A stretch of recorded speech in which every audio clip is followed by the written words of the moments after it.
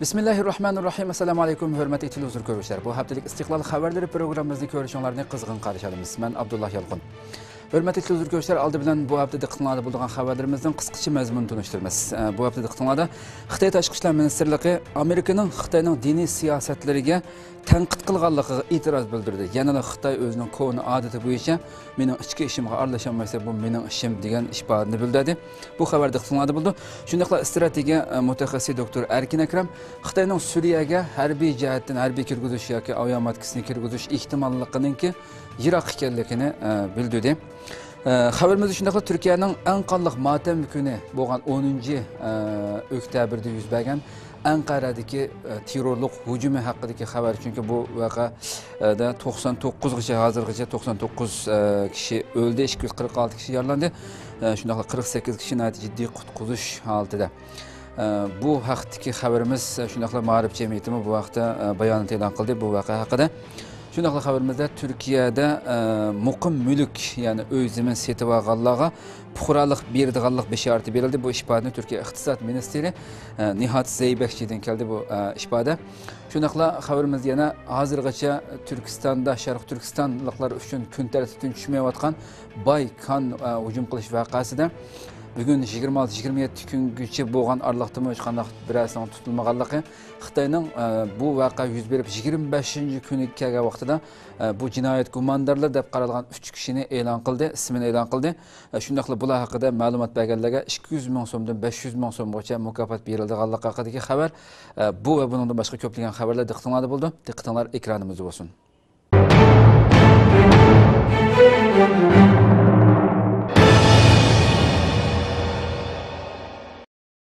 Bay pidailerden 3 nəfərinin kimligi aniqlandi.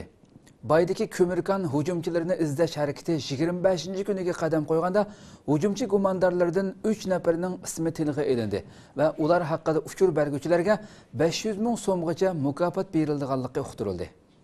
Bay nahiyasining Kanchi yezilik hukumatida 13-oktyabr kuni ochilgan muqimlik xizmati muzokara yig'inida 18-sentabr So'g'an kömürkan vaqasi hücumchi gumondorlardan 3 nəfərinin ismi tilga elingan. Yığında Tursun Cuma, Musa To'xtiniyaz va Mehmet Aysa qatorliqlar tava bo'lgan 3 jamoat kishilarning vaqa gumondorlari bo'lish sifati bilan Kanchi yesining yuzini to'kkanligi bayon qilingan. Ammo bu 3 gumondorning vaqaga oila a'zolari, ya'ni jamoatlari bo'yicha qaytilgan yoki o'zlari yolg'iz qaytilganligi haqida izohat berilmagan. Mazkur yig'inga qatnashgan bir kent sekretarining bayon qilishicha, gumondor Tursun Cuma 35-40 yoshlar atrofida, Musa To'xtiniyaz 45-50 yoshlar atrofida. Bular Kanchi yeza chorvachilik maydonining Cho'kital mahallasidan. Gumondor Mehmet Aysa 60 yosh atrofida bo'lib, u mazkur chorvachilik maydonining Yulg'unliq mahallasidan. Yuqorqi uchurlardan yana mazkur 3 gumondorning oilasi bo'yicha yo'q ekanligi, ya'ni jamoat bo'yicha g'oyib ekanligi va izdilayotganligi. Bir qism urug' tuqqanlarning bo'lsa tutib turilayotganligi ma'lum. Ammo doirlarning yuqorqi 3 kishi yoki jamoatni gumondor deb bekitishda ularning vaqada rol olganligini isbotlaydigan belgilik paketlarga tayanganligi va yoki ularning oila bo'yicha yo'q bo'lishdagi g'oyiblikka qarab bekitganligi aniq emas. Erkin Osiyo radiosining xabariga ko'ra, Xitoyning Bay ko'mürkan hujumchilarini izlash harakati 25-kuniga qadam qo'yganda, yezilik hukumati yig'in ochilib, hujum gumondorlaridan Tursun Cuma, Musa To'xtiniyaz va Mehmet Aysa qatorliq kishilar va ularning g'oyib oila tabobiatlari haqida uchur berguvchilarga ta'minlagan uchurning qimmatiga qarab 200 ming, 300 ming va 500 ming so'm mukofot berilganligi uqtirilgan. Yig'in yana mazkur gumondorlarning yushiruvchilar o'zini ma'lum qilsa, jinoyatchini yushirish qilmishiga kengchilik bilan muomala qilinganligi eskartilgan. Erkin Osiyo radiosi muxbirining 14-oktyabr hujum gumondorlarining tabaliki bo'lgan Kanchi yesidagi kanit mas'ullari navbatchi xodimlarga qarta elib borgan telefon ziyoratlari davomida qarshi tarafning ansiz kayfiyati va zo'rlanma javoblarimi Xitoy tarafining gumondorlarni tepishda ommaning himoyasiga erishalmaganligini oshkorlamoqda. Ma'lum bo'lishicha, hujum gumondorlari haqidagi ba'zi ko'chib parazlarda hujum gumondorlarining 3 oila, ya'ni 3 jamoat kishilari ekanligi ilgari surilmoqda. Tunugun Kanchi yezlik hukumat yig'inida e'lon qilgan gumondorlar haqidagi uqtirishdimi 3 jamoat iborasiga qilingan. Bugun yana Bay ko'mürkan hujumini aniqlash uchun Aqsuga borgan, ammo Xitoyning to'sqinlik bilan bayga berishga muvaffaq bo'lolmagan bir chet el muxbirining Erkin Osiyo muxbiriga bildirishicha, Aqsuda o'tgan hafta bir tomg'i chaplangan tutish buyrug'ida bir nafar ayol gumondorning rasmi ko'rsatilgan.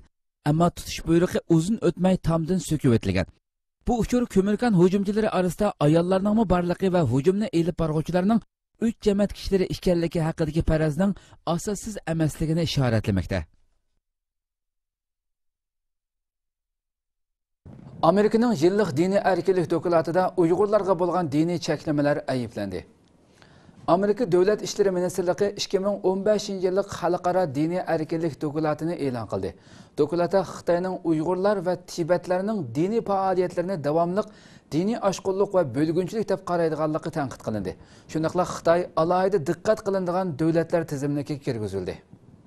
Amerika Davlat ishlari ministrligi chorshanba kuni 2015-yillik xalqaro diniy erkinlik dokumentini e'lon qildi. Uningda dunyodagi 200 ga yaqin davlat va rayonning diniy erkinlik ahvoli baholab chiqilgan. Dokumentda Xitoyning xristianlar, Uyg'urlar va Tibetlarga bo'lgan bostirishi, Uyg'urlar va Tibetlarning diniy faoliyatlarini davomli diniy oshqunlik va bo'lgunchilik deb qarashi tanqid qilindi. Bu yillik dokumentda Xitoy alohida diqqat qilinadigan davlatlar tizimiga kirgizilgan bo'lib, diniy erkinlik siyosatini yaxshilashga chaqirildi. Amerika Davlat ishlari ministrligining diniy erkinlik ishlarini boshqaradigan alohida elchisi David Saperstein muxbirlarni kutib olish yig'inida Xitoyning Uyg'ur musulmonlarining diniy e'tiqodiga bo'lgan kontrolligini kuchaytirayotganligini, 8-oyning oxirida Xitoyni ziyorat qilganda nurg'un diniy cheklamalarni ko'rganligini bildirdi. U mundaq dedi: Xitoy amaldorlari Uyg'ur musulmonlarining diniy e'tiqodini erkin ifodalashiga bo'lgan kontrolligini kuchaytirmoqda. Bu soqol qo'yish va hijobni cheklashdek ahvollarni o'z ichiga oladi. Amerika Davlat ishlari katibi John Kerry bu dokumentni e'lon qilgan muxbirlarni kutib olish yig'inida biz har qanday bir hukumatning terrorlik va oshqunlikni bahona qilib, tinch va qonunli diniy faoliyatlarni cheklashiga yo'l qo'ymaymiz dedi. Dokument yana boshqa Osiyo davlatlarida ham diniy erkinlikni cheklaydigan ahvollarning borligi ko'rsatildi.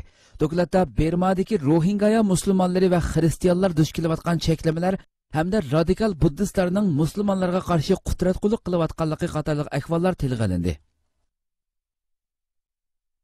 Xitoy Tashqi ishlar ministrligi Amerikani Xitoyning diniy siyosatlarini tanqid qilmaslikka chaqirdi. Xitoy Tashqi ishlar ministrligi bayonotchisi Hua Chunying Amerikaning Xitoyga qaratgan tanqidlarga e'tiroz bildirib, Amerika Xitoyning ichki ishlariga aralashib, diniy siyosatlarini tanqid qilishdan voz kechishi lozim dedi. Turkiya ovozi radiosi xabarda Xitoy Tashqi ishlar ministrligi bayonotchisi Hua Chunying Amerika Qo'shma Shtatlar tomonidan e'lon qilingan 2015-yillik dunyoning har qaysi joylaridagi diniy erkinliklarga nazar nomli dokumentdan o'rin olgan Xitoyga qaratilgan tanqidlarga e'tiroz bildirib, Amerika Xitoyning ichki ishlariga aralashib, diniy siyosatlarni tanqid qilishdan voz kechishi lozim dedi. Bayonotchi Hua Chunying Xitoyning qonun belgilamalariga asosan fuqarolarining diniy e'tiqod erkinligini qo'g'dayotganligini, shunga Amerikaning qo'sh o'lchamli pozitsiya tutishdan voz kechishi kerakligini aytdi. Amerika tarafidan e'lon qilingan dokumentga ko'ra, Xitoy Urumchida 2014-yil mayda 31 kishining o'lib ketishini keltirib chiqargan hujumdan keyin rayonda terrorizmga qarshi keng ko'lamli harakat elib berayotgan bo'lib, oshqun dinchilik nomi ostida Uyg'urlarni qattiq nazorat ostiga olmoqda hamda tutqun qilmoqda. Washington 2008-yildan buyon zo'ravonlik qilish, tan jazosi berish va turmaga tashlash bilan Tibetda yashayotgan buddistlarga qattiq zulm selyotdi deb Xitoyni ayiblamoqda. Hamda protestantlar bilan katoliklarga oid kam deganda 400 ibodatxonaning o'rnini besim bilan o'zgartirayotgan yoki cheqayotganligini ilgari surmoqda.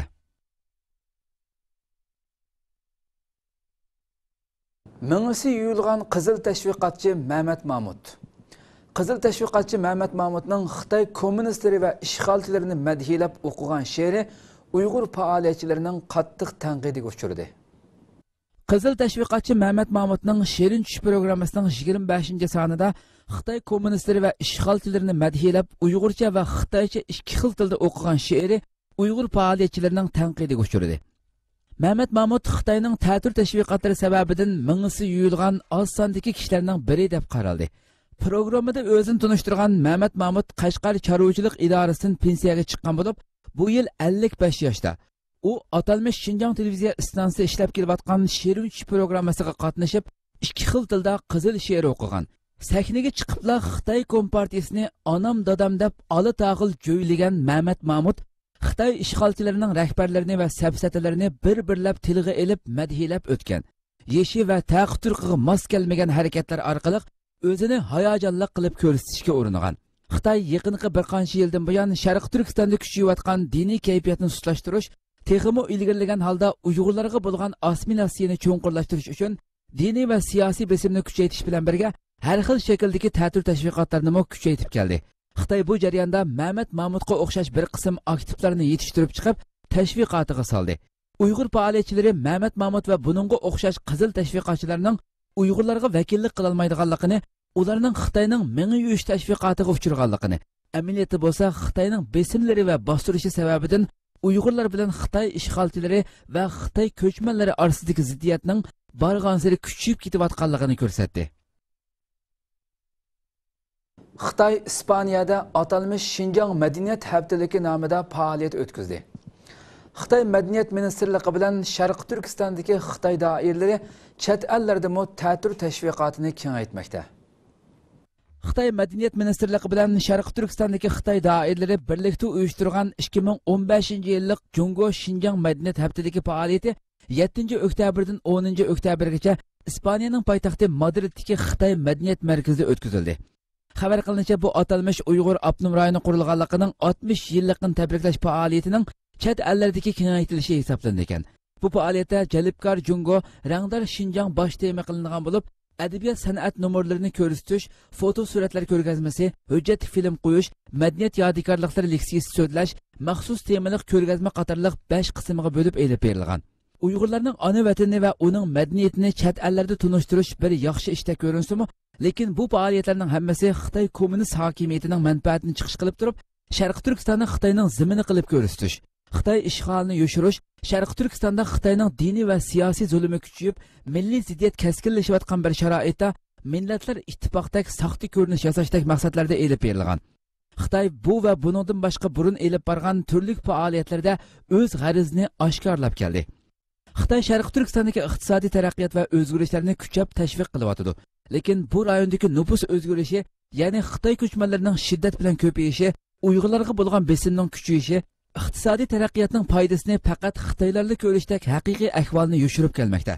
Madaniyat yodikorliklari leksiyasi so'zlasa, bir amallar bilan tarixni burmalab, Sharq Turkistonni azaldan Xitoyning zimini qilib ko'rsatishga tirishmoqda.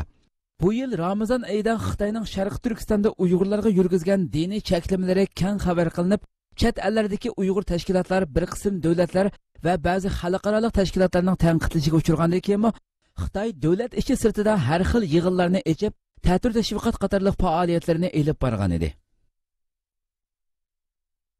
Dünya Uyg'ur qurultiyi rahbarlari İtaliya ziyoratini oxirlashtirib, Yaponiya ziyoratini boshladi. Dünya Uyg'ur qurultiyining raisi Rabia Qadir xonim boshchiligidagi qurultay rahbarlari İtaliya ziyoratini oxirlashtirgandan keyin Tokioga yetib kelib, Yaponiya ziyoratini boshladi. Dünya Uyg'ur qurultiyining raisi Rabia Qadir xonim boshchiligidagi qurultay rahbarlari İtaliya ziyoratini oxirlashtirgandan keyin Tokioga yetib kelib, Yaponiya ziyoratini boshladi.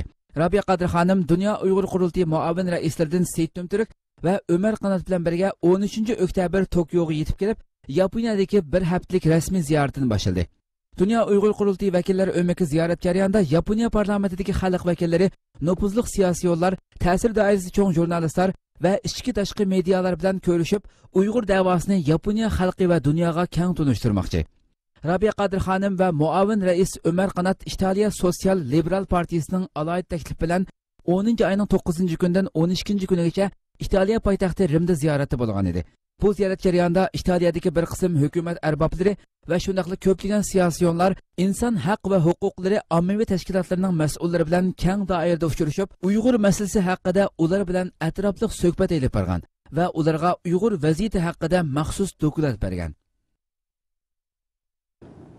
Amerika Xitoy munosabatlari va Uyg'ur masalasi degan temada yig'in o'tkazildi.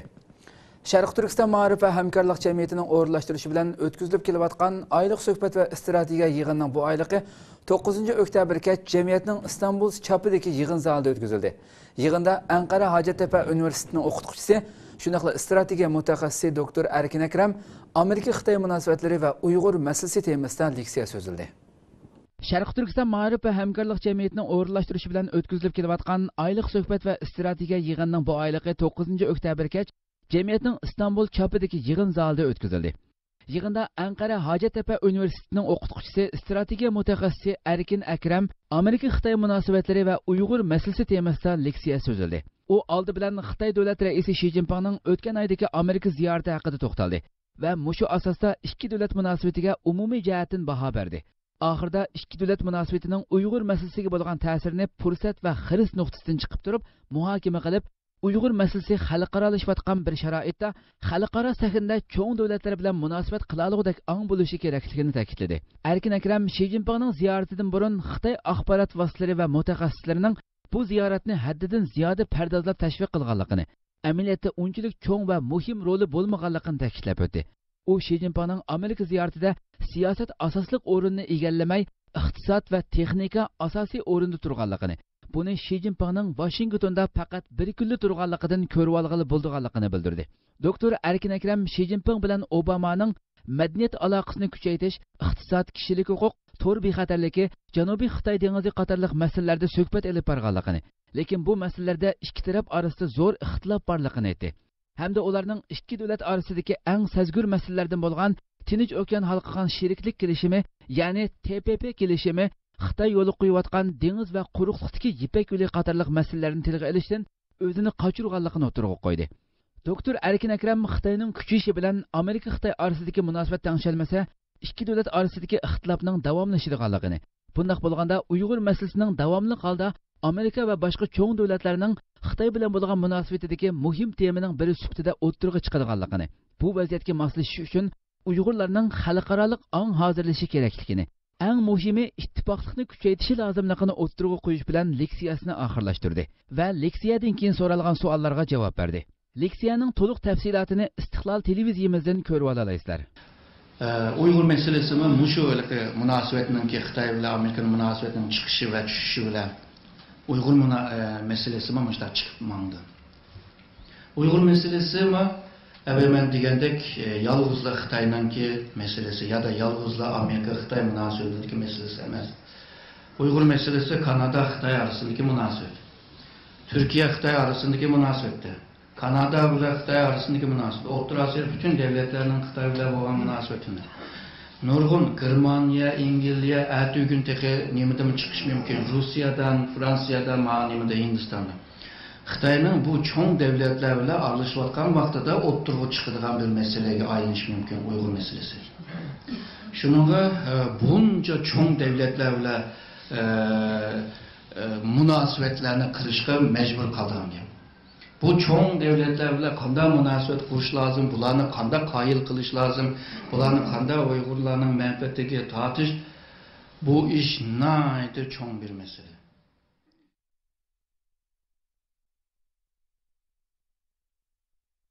Doktor Erkin Akram Xitoyning Suriyaga askar va harbiy paraxod avatish ehtimolligi haqida to'xtaldi.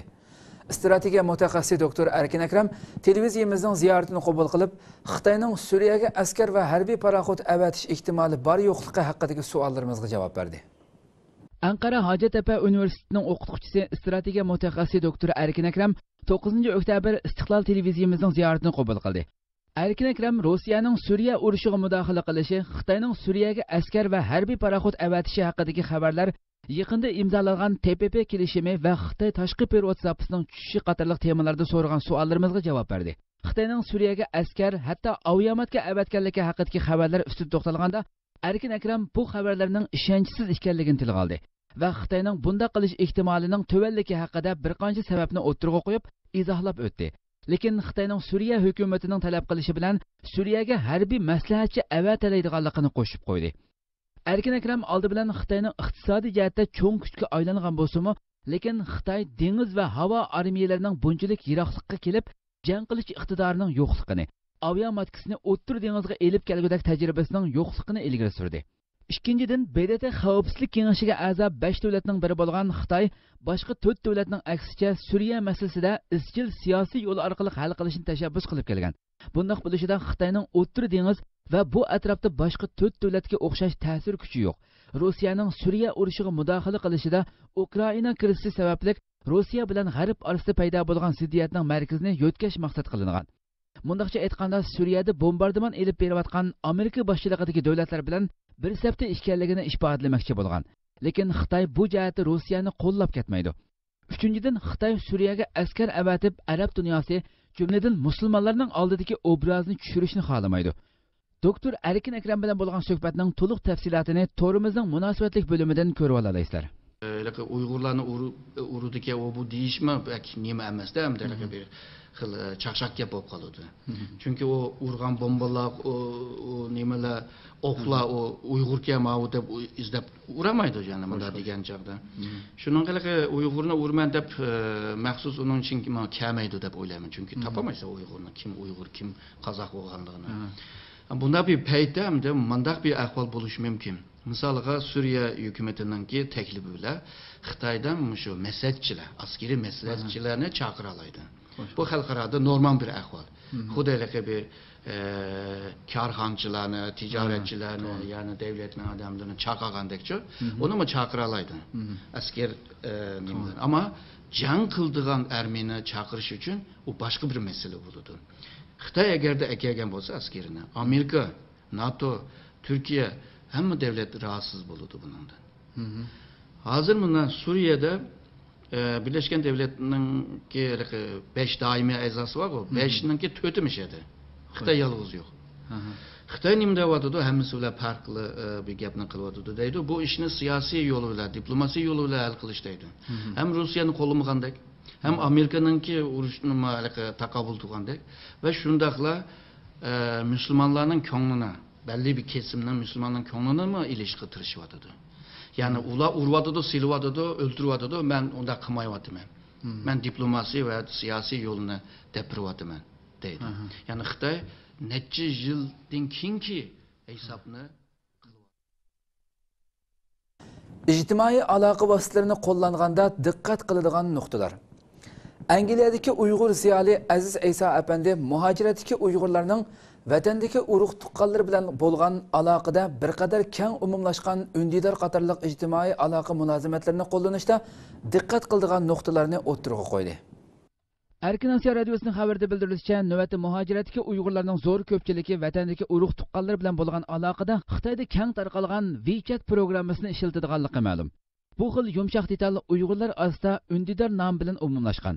Ammo xalqaro matbuotlarda tarqalgan internet telefon uchur bexatarligiga doir xabarlarda Xitoy doiralarining WeChat, QQ qatorliq internet telefon aloqa munosabatlariga qaratgan kontrolligi eng kuchli bo'lib, WeChat programmasi ishlatadigan taxminan 100 million kishining uchuri Xitoy to'g'ri soqchilari tomonidan suzib olib, shu shaxsga doir sezgur uchur ma'lumotlar to'planadiganligi ilgari surilmoqda. Undaqda muhojiratdagi Uyg'urlar bu xil aloqalish vositalarini qo'llanganda nimalarga diqqat qilish kerak? Yaqinda buyon xalqaro matbuotlarda e'lon qilingan xabar analizlarda Xitoy hukumat doiralarining Xitoy fuqarolarining internet telefon uchur aloqalarini kontrol qilib qolmasin, balki Xitoydagi urug' tuqqanlar bilan aloqalashadigan chet ellardagi Xitoy fuqarolari, muhojiratdagi Uyg'urlar, Tibetlar va Mo'ng'ul qatorliq millatlarning uchur aloqalarini nazorat qiladigan, hatto ularning kompyuter va aqlli telefonlaridagi shaxsiy uchurlarini Xitoy hukumatiga qarshi o'tkazilgan faoliyatlarga oid uchurlarni suzib olib, ularning vatandagi urug' tuqqanlarga tahdid qiladigan ahvollarning barg'ancha ig'irlashayotganligi ilgari surilmoqda. Angliyadagi Aziz Ayso apandi uzundan buyon Xitoydagi internet telefon uchur aloqasi haqida izlanib, bu haqda ba'zi tadqiqot natijalarini e'lon qilgan Uyg'ur ziyolilaridan biri. Aziz Ayso apandi Erkin Asiyo radiosining ziyoratini qabul qilib, muhojiratdagi Uyg'urlarning vatandagi urug' tuqqanlari bilan bo'lgan aloqada bir qadar keng umumlashgan undidor qatorliq ijtimoiy aloqa munosabatlarini qo'llanishda diqqat qiladigan nuqtalarni o'ttirg'a qo'ydi. Aziz Ayso apandi bayonida muhojiratdagi Uyg'ur qarindoshlarini amal bor Xitoyda ishlangan telefon, kompyuter va yumshoq detallarni ishlatmaslikni tavsiya qilish bilan birga, muhojiratdagi Uyg'ur qarindoshlarini vatandagi urug' tuqqanlar bilan bevosita aloqalashadigan undidor, chechi qatorliq ijtimoiy aloqa turlariga shu shaxsning o'zining shaxsiyatiga doir materiallarni qo'ymasligini, bo'libmi aqlli telefonlarda kimlik, banka hisoboti, adres qatorliq sezgur uchurlarni saqlamasligini, ilxat qatorliqlarning maxfiy shifrlarini qarorlik o'zgartirib turishi lozimligini ogohlantirdi. Anqaradagi portlashda o'lganlarning soni 99 ga yetdi. 10 oktyabr Anqara poyezd stansiyasidagi maydonda yuz bergan terrorlik hujumidagi portlashda o'lganlarning soni 99 kishiga yetdi.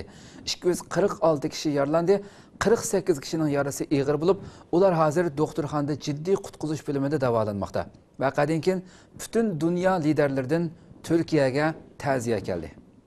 Anqara poyezd stansiyasidagi maydonda yuz bergan portlashda o'lganlarning soni 99 kishiga yetgan bo'lib, 246 kishi yaralandi. 48 kishining yarasi og'ir, Ular hozir doktorxonada jiddiy qutqizish bo'limida davolanmoqda. 10 oktyabr shanba kuni Turkiyaning eng qayg'uli motam kuni bo'ldi. Bu kunda urushga qarshi tinchlik va demokratiya degan nomda yig'in boshlangan bo'lib, bu yig'in Emgak Munbir tashkiloti tomonidan uyushtirilgan. Emgak Munbir tashkiloti Anqara valiyligidan ruxsat olib uyushtirgan bu yig'ilishga Anqara sirtidan nurg'un kishi kelib qatnashgan. Shu yer vaqti atigan soat 10 dan 4 minut o'tganda orqa-orqadan 2 qatimliq portlash yuz bergan.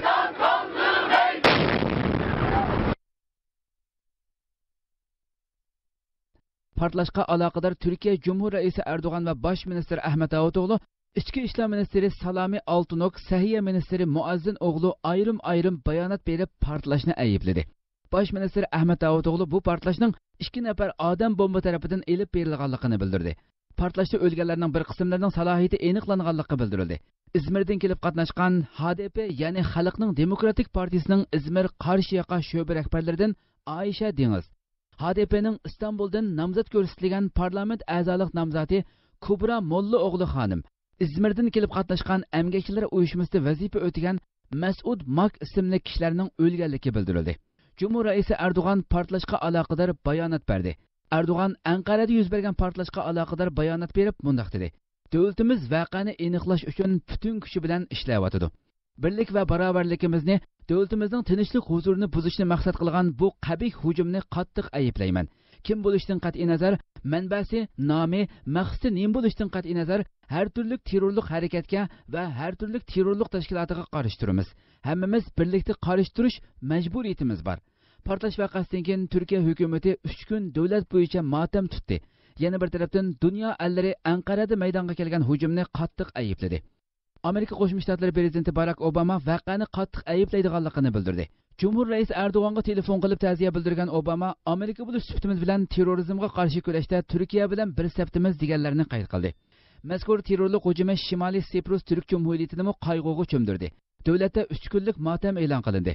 Cumhur Raisi Recep Tayyip Erdo'g'anga bir parcha ta'ziya telegrammasi yo'llagan Shimoliy Siprus Turk Jumhuriyati prezidenti Mustafa Akıncı, Türkiye xotirjamlik va ichki tinchlikka eng muhtoj bo'layotgan mushundaq paytda kimdan va qayerdan kelishdan qat'iy nazar bu vahshiylarcha hujumni nafrat ichida ayiblayman.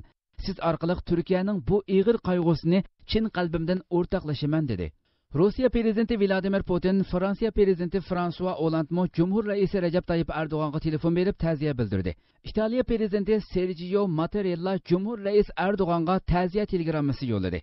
Shimoliy Atlantik Akti tashkiloti NATO bosh kotibi Jens Stoltenberg hujumni qattiq ayiblaydiganligini bildirib, qalbim hujumda o'lib ketganlar bilan birlikda NATOning barliq ittifoqdoshlari terrorizm balosiga qarshi birlik holatidadir dedi. Yevropa Kengashi bosh kotibi Jagland Anqarada maydonga kelgan qonliq hujumni ayibladi. Hujumni yana xalqaro kechirim tashkiloti ayibladi. Gretsiya bosh ministri Tsipras, Germaniya bosh ministri Angela Merkel, Germaniya tashqi ishlar ministri Frank Walter, Angliya tashqi ishlar ministri Philip Hammond, Pokiston tashqi ishlar ministrligi, Saudiya Arabiston va Albaniya hujumni ayiblab, hayotidan ayrilganlarga ta'ziya bildirdi. Chet el xabar agentliklari hujumga munosabatli xabarni chaqmoq xabar sifatida tarqatdi va voqeaga aloqador yangiliklarni to'xtovsiz holda abonentlarga yetkazib turdi. Agentliklar voqeaning terrorlik hujumi ekanligini ta'kidladi. Yana bir tarafdan oxirgi tekshirishlarda Anqara vokzalida o'zini qo'shib portlatish hujumi elib borgan 2 kishining kimligi aniqlandi. Ularning birinchisi bu yil 20-iyul Turkiyaning Şanlıurfa viloyatining Suruç noyasida o'zini qo'shib portlatish elib borgan jamoatchilikka tonish bo'lgan Abdurahmon Alagözning qarindoshi Yunus Emre Alagöz. İkincisi bo'lsa Ömer Dengiz Dündar ismli kishi. Ikkili kishining ismining Jamoat xavfsizlik idorasining 21 kishilik tizimlikida borligi va IShID bilan aloqasi borligi ilgari surildi. Ular qo'llangan TNT portlatquchining zavodda yasalganligi bildirildi. Zavodda yasalgan portlatquchlar faqat davlatlarning kontrolligi ostida ishlab chiqariladigan bo'lg'achqa, hujumchilarning boshqa davlatlar bilan bo'lgan aloqasi tekshirilmoqda.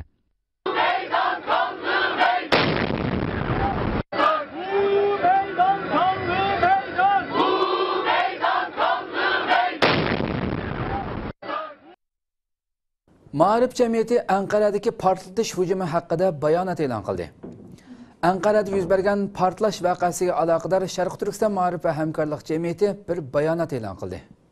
Anqara poyezd stansiyasi yanidagi maydonda yuz bergan portlashda o'lganlarning soni 99 kishiga yetgan bo'lib, 246 kishi yaralandi.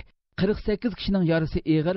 Ular Anqarada yuz bergan portlash voqeasiga aloqador Sharq Turkiston Ma'rif va hamkorlik jamiyati bayonot e'lon qildi. Bayonotda mundaq deyilgan: Millatimizga xotirjamlik, omonlik tilaymiz. Anqara millatimizning osoyishtligi, birligi va qarindoshligi qilingan terrorlik hujumini qattiq ayblaymiz va la'nat o'qiymiz.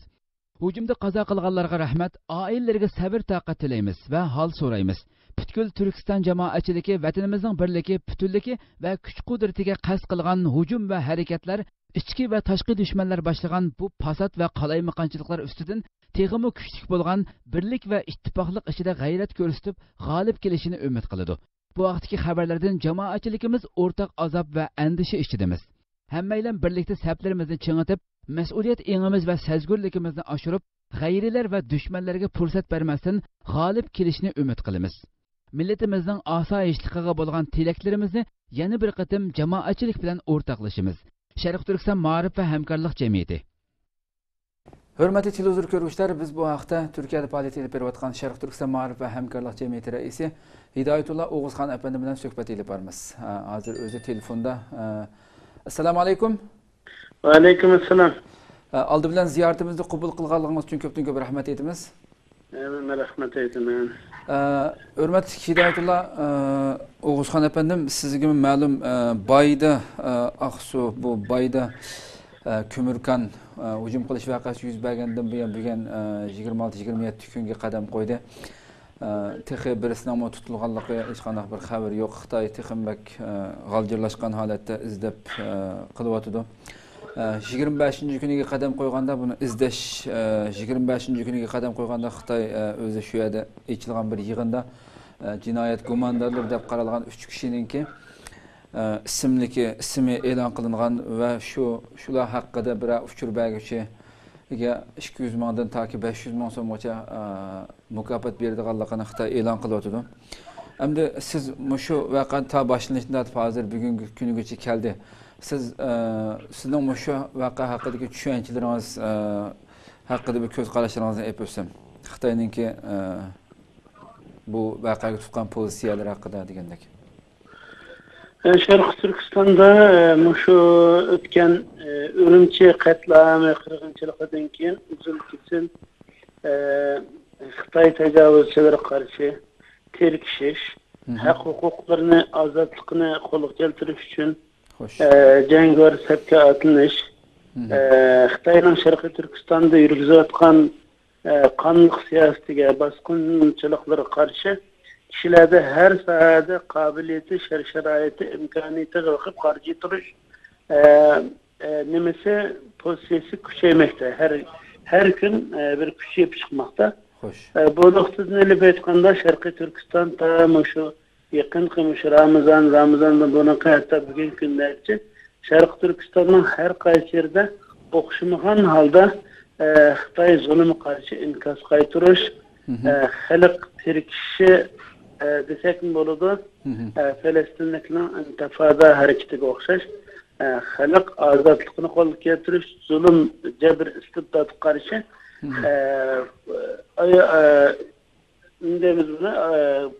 jabr, istibdodga qarshi qo'zg'alish harakati desek bo'ladi.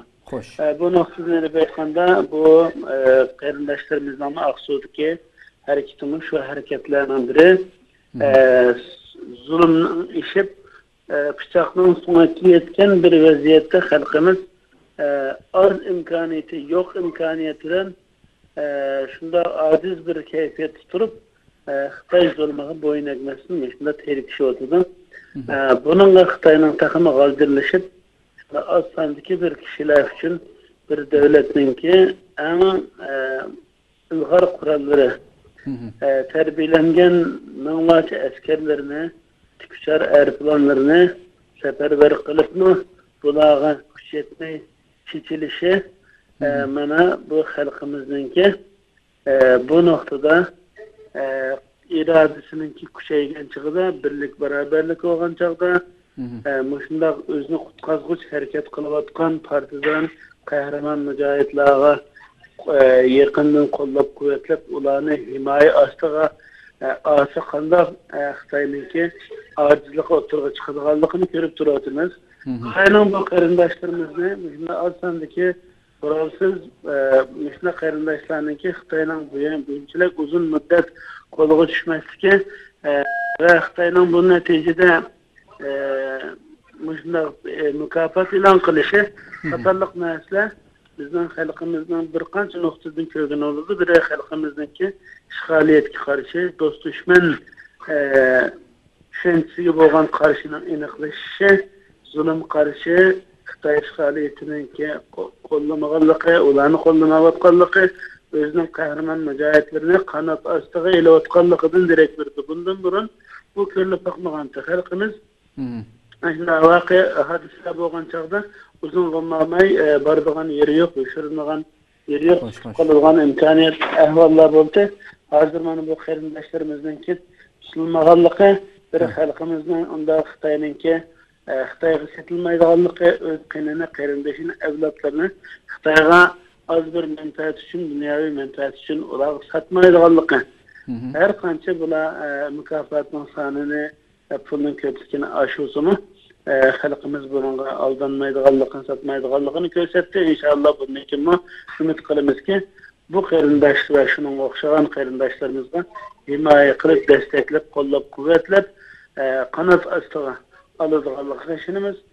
Bundan mushu mulohaza qildiki, Xitoyning bundan keyingi ahvoli ag'ir inshaalloh Sharqiy Turkistonda qahramonlarimiz, partizanlarimiz, qarindoshlarimiz barg'ancha Xitoy zulmi qarshi har o'z xalqininki qutilishi, nijotlik tepishi, izzatga erishish uchun inshaalloh taxmin kuchi bordi. Bunga Xitoyninki besib turishga, yo'q qilishga kuch yetmaydi deb qarayman. Nəhayət yaxşı içbədiniz. Əmdə siz mi abayımı söyləyib ötdünüz? Mənə məşundaq az bir imkaniyyətlər bilən, yəni yox digidək imkaniyyətlər bilən məşundaq bir küçlük dəb qarlıvatqan məşundaq Xitayğa qarşı bir hərəkətninki məşu üçünçilik uzun vaqtqıcha heç qandaq tutulmaslıqı.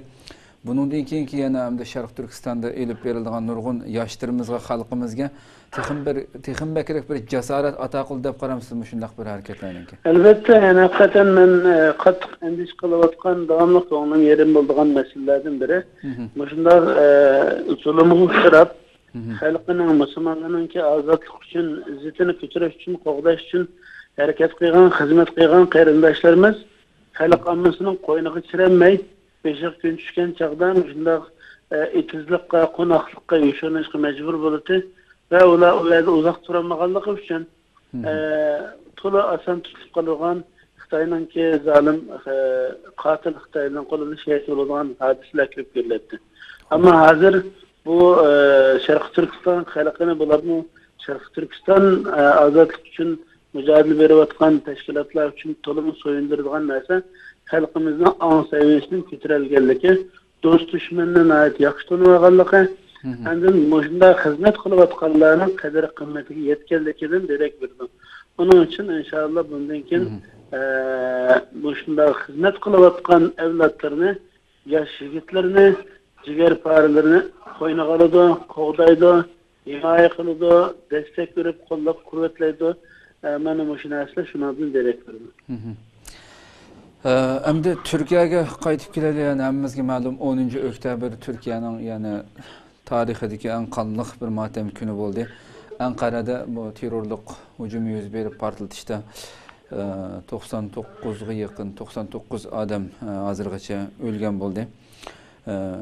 Shundaq bir endi Turkiya oldimizda shu yaqin 2 hafta saylamga 2 hafta qolgan shundaq bir zil bir bosqichlarda Turkiyada mana shunday bir cho'ng bir terrorlik hujumlarining yuz berishi, bununla qanday qaraysiz, qandaq bir kuchlar, nima g'arazlar bilan Turkiyada shunday qalayim-qanchaq chiqarib o'tadi? Bu vaqtga fikringiz olsam. Bu 7-oydagi elib berilgan shu o'tganki 6-oy elib berilgan saylamda shuni ko'rib oldikki, Turkiya islom dunyosiga bir umid baxsh etgan ümit meş'elinin bir nuru bulup parlap çıkkantı. Hoş.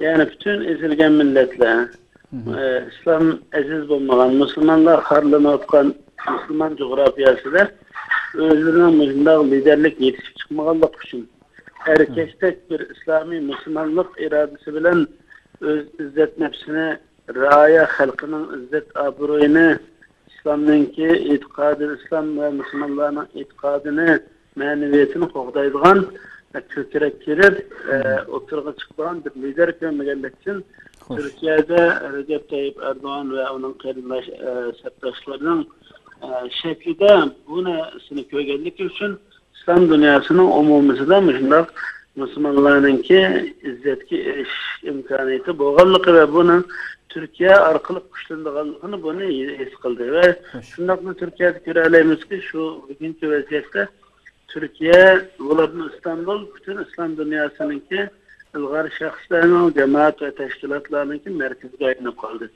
Bütün dünyada diyenmegen sözünü kılalaydıgan bir minber gaylandı. Öz teşkilatlarını, faaliyetlerini retleyeleydigan, dünya kanuniyeti, Türkiye kanun, halkara prensipine uygun bir şekilde bu neslini icra kılalaydıgan ve özünü güçlendireleydigan bir minber gaylandı. Bunun için Türkiye halkının özümü 13 yıllık AK Parti iktidarda bir halkı iktisadi cihetin, manevi cihetin ve hayat yaşaş standardı seviyesi cihetin elipeysin her noktada ilmi tetkikat, katarlık, askeri, müdafiye, siyasi, diplomasiye bütün neslerde Türkiye halkının kaddi götürülgen bir vaziyette yaşavatımız.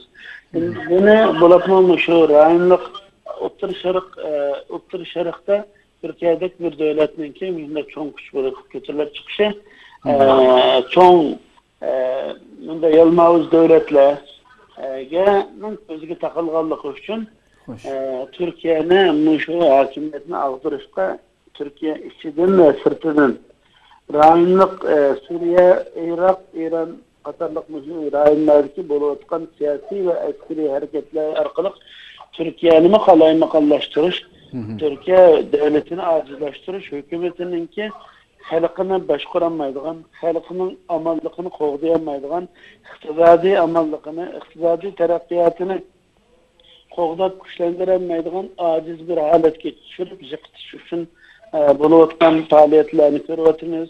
Saylamdaki amallıkını yoxtuvatıdı. Bu şu ahir kıtım Ankara'da boğan iş, Türkiye hükümetinin ki halkının tinişliği amallıkını qoğdayamaydıgan derecede acizleşip ketken ehliyetsiz bir hükümet degen anını yetildirip çıkış için elip verilgen hareket bunun size rayonluk ve halkaralık çoğun siyasi güçler bu işinin kendine. Onun için Türk halkımı özünün devletini, hükümetini qoğdaşını bildi. Bu noktada hem Türkiye'deki içtimai teşkilatlar, cemaat, cemiyet teşkilatlarının hemmesinki tutman pozisyonu görüyorsunuz. Bu noktada hep birlikiye ehemmiyet verip taşkı, içki mühimde oynayan karı kuşlara yol vermeyi nihayet ustalık bilen, sen feraset bilen bu işini idare kılıp gidiyordu.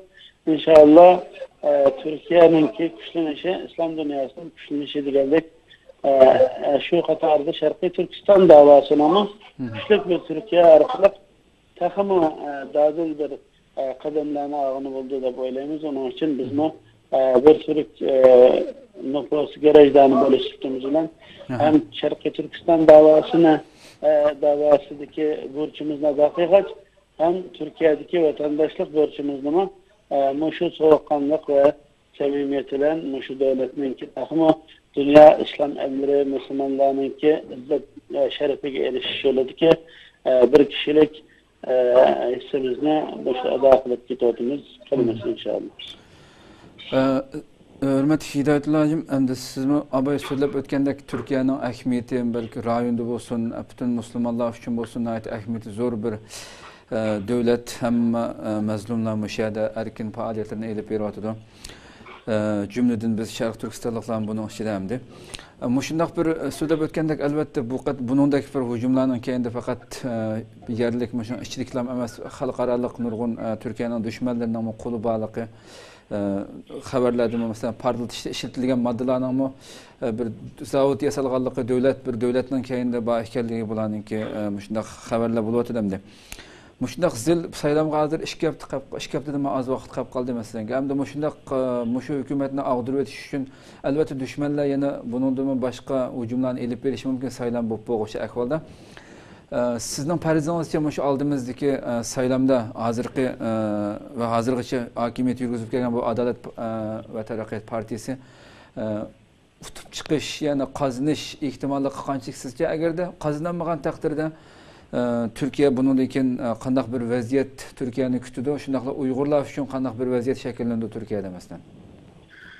Türkiye'de inşallah günlük siyasetini kuzetken çağda ve Türkiye'deki bazı tatbikat şirketlere stratejiskilik Türk halkının ki Türkiye siyasetindeki özgürlüklerine olan bahasını ortaya çıkarıyordu. Görüyoruz ki bugünkü AK Parti teşkilatı gün süre özününki halk içindeki inavetinin kötülüğü eğer şu günlerin özün sayılan olsa %43, 44, 45 ki çıkıdığın bir avaz aldığanlığı görünüp duruyordu.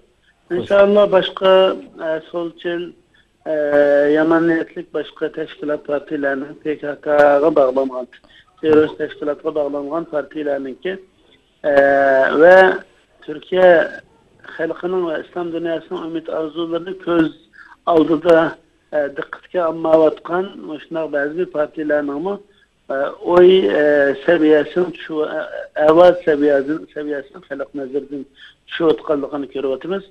İnşallah kelgisinden AK Parti yana biraz kıyın boğan aldı mı ama kıyınçılıkla köp oluyordu.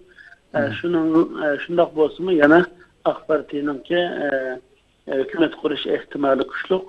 Ondan bulmagan aldı mı yana ötkenki 6. aydaki saylanının neticesiyle okşagan bir netice çıkan aldı mı yana AK Parti'si bir ayrım hükümet sisteminin kuruluşu mümkün emez. Ama Türkiye umumiylik gelip aytqanda Şarkı Türkistan meselesiga qaraydigan bolsak Türkiye'deki siyaset bilen münasebetleştirgen çağda Şarkı Türkistan davası şu 2 yılın ayağı bulup mu Türk halk ammasının hemmesinin ortak davasıga aylangan bir vaziyette. Onun için ben Şarkı Türkistan davası noktasından Türkiye'de çekiniş bulduğanlıqqa şenmeme inşallah mühim boğanı Türkiye hükümetinin müşkütümkü saylamda takımı güçlük bir şekilde çıkıdığanlıqı ve bu ümit arzularımız bilen inşallah dua kılımız ve yana deydiğimiz şu ki Xitay Türkiye menfaati karşı halda Türkiye'ye tehdit buluvatkan kuşlar bilen ortaklaşkan mesela PKK olsun, Kürtler olsun, Esed'e okşaş katil diktatör hakimiyetleri karta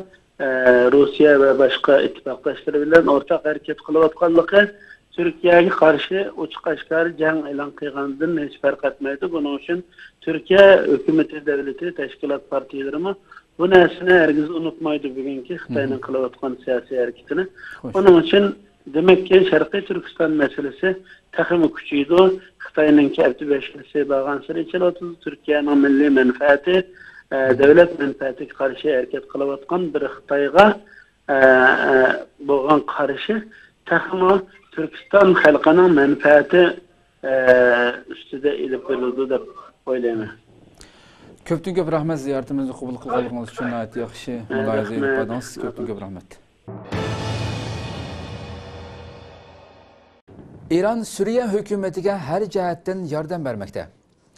İran parlamenti Davlat xavfsizlik va diplomatiya siyosiy komitetining boshlig'i Alauddin Burujardi boshchiligidagi İranlik hay'at Damashqda ziyorati bo'ldi va Suriya qonxo'r prezidenti Bashar Asad bilan ko'rishdi.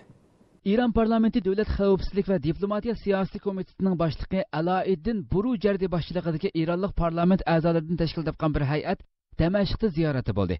Hay'at Suriya prezidenti Bashar Asad bilan ko'rishdi. Turkiya Ovoz radiosining xabarida bildirilishicha, hay'at uchrashishda Iranning Suriyani qo'llaydiganligini bildirdi. Uchrashishda yana o'qituvchilarga qarshi hamkorlik o'rnatish masalasi muzokara qilindi. Hay'at boshlig'i Alauddin Burujardi uchrashishdan keyin e'lon qilgan bayonotida Damashq talab qilgan taqdirda Tehronning Suriyaga askar avatadiganligini jakarladi.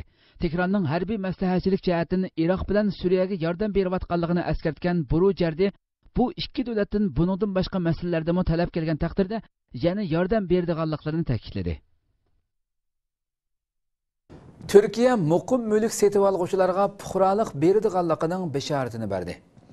Türkiye iqtisod ministri Nihat Zeybekchi Türkiye'den uy mülk setib olgan chet elliklarga bevosita puxraliq berishga doir xizmatlarning boshlanganligini aytdi. Türkiye Ovoz Radiosuning xabarida Türkiye muqim mülk sohasining Paris qo'ltiqi rayoni mablag' solg'uvchilar bilan uchrashish faoliyatiga mehmon sifatida ishtirok qilgan iqtisod ministri Nihat Zeybekchi Türkiye'den uy mülk setib olgan chet elliklarga bevosita puxraliq berishga doir xizmatlarning boshlanganligini aytdi. Bu xil siyosatning navbatda xeyli ko'p davlatda ijro qilinayotganligini eskartgan Zeybekchi ustida qizil rangli bayrog'imiz bor bo'lgan uy mülk xetiga ega barliq kishilar bizning puxroyimizdir. Bu jihatda ishlanayotgan astoydil xizmatlarimiz bor. Hozircha shartlarni to'liq muayyanlashtirib bo'lolmadik, lekin muqim mülk setib oluvchilarga puxroliq beramiz dedi. Bu jihatda qadamlarning tashlanganligini qayd qilgan ministr Zeybekchi ichki gabinetga ma'lumot berilganligini, lekin ijro qilish ishlarining vaqt oldiganligini aytdi. U yana hukumatning qurilish sohasiga qaratgan qo'llashini alohida eskartib, chet elliklarga uy setishning bir xil eksport turi hisoblanadiganligini bildirdi. Ministr Zeybekchi chet ellikka uy satgan qurilish shirkatlari bilan chet elliklar turadigan mehmonxonalarni o'z ichiga oladigan yangi bir belgilamaning tayyorlanganligini so'zlariga ilova qildi. U yana bu belgilama sohasida mushu sohada faoliyat olib borgan va davlatga chet el pirovati jalb qilgan shirkatlarning eksportchi sifatida qabul qilinadiganligini aytdi. Yeniden bir tanımı var. Buraya alınmasıyla ilgili, artı ihracat sayılmasıyla ilgili de sonuna kadar sizindeyim. Sizin taraftayım yani. Bunu Şivesiya İslam Cemiyetleri Birleşmesining yillik umumiy yig'iniga Uyg'ur vakillar ishtirok qildi. Shivesiyada faoliyat olib berayotgan Uyg'ur ma'rif uyushmasi a'zolaridan Abdullah Ko'kyar va Taklamakan Islom madaniyat markazining mas'uli Ömer Aziz qatorliq Uyg'ur vakillar 10 oyning 10 kuni Shivesiya İslam Cemiyetleri Birleşmesining 9-navbatlik yillik umumiy yig'iniga qatnashdi. Amerika bilan Avstraliya Janubiy dengizda chorlash elib berish to'g'riliq kengash elib bordi. Amerika ve Avustraliya amaldorlari butun kuchi bilan Janubiy Xitoy dengizidagi yurish erkinligini qo'g'daydiganligini bildirishdi. Dunyodagi muhim savdo liniyasi bo'lgan Janubiy Xitoy dengizida Xitoy bilan atrofdagi Vietnam, Filippin, Malayziya qatorliq davlatlarning qatma-qat egilik huquq talash tortishi bor. Xitoyning Janubiy dengizdagi talash tortishlik rayonga bo'lgan egilik huquq talabini kuchaytirishi va keng ko'lamli sun'iy orol yasash faoliyati olib berishi Amerika va qo'shni davlatlarni andishiga solmoqda. Seyşembe günü Amerika ve Avustraliya ikki davlatning tashqi ishlar va davlat mudofaa ministrlari Amerikaning Boston shahrida elib berilgan 2015-yillik Amerika Avustraliya ministr darajaliklar kengashidan keyin birlikda muxbirlarni kutib olish yig'ini o'tkazdi. Yig'indan keyin o'tkazilgan muxbirlarni kutib olish yig'inida Amerika davlat mudofaa ministri Kat Amerika xalqaro qonunlar yo'l qo'ygan asosda har vaqt xohlagan yerda uchish va dengizda yurish vazifasini ijro qiladi. Janubiy Xitoy dengizimi buning ichida dedi. Avustraliya tashqi ishlar ministri Bishop Avustraliyaning Janubiy Xitoy dengizi egilik huquq masalasidagi maydoni Amerika bilan o'xshash dedi. O'tgan hafta Amerika taratqullari Amerika amaldorlarining so'zini naql keltirib, Washington hozir bir loyiha tuzyapti. Amerika dengiz armiyasi pat yaqinda prezidentning huquq berishi bilan dengiz armiyasining harbiy paraxotini Xitoy Janubiy Xitoy dengizidagi talash tortishlik rayonida yasayotgan sun'iy orolning 12 dengiz mili doirasiga kirgizdi. Bu orqali Xitoyning bu rayondagi atalmish egilik huquq talabini e'tirof qilmaydiganligini ifodalaydi degan edi. PDT dengiz ahdnomasida tabiiy orollarning 12 dengiz mili doirasi shu davlatning egilik huquqida bo'ldi deb belgilangan. Lekin bu belgilama yoshirin xodi tosh va dengiz suyining pasayishidan shakllangan do'ng yerlarga yasagan sun'iy orollarni o'z ichiga olmaydi. Xitoy diplomatiya ministrligining bayonotchisi Hua Chunying inkos qaytirib, Xitoy har qanday bir davlatning dengizda yurishni qo'g'dash va uchish erkinligi nomida Xitoyning separatli orollaridagi dengiz va havo bo'shligiga tajovuz qilishiga yo'l qo'ymaydi dedi.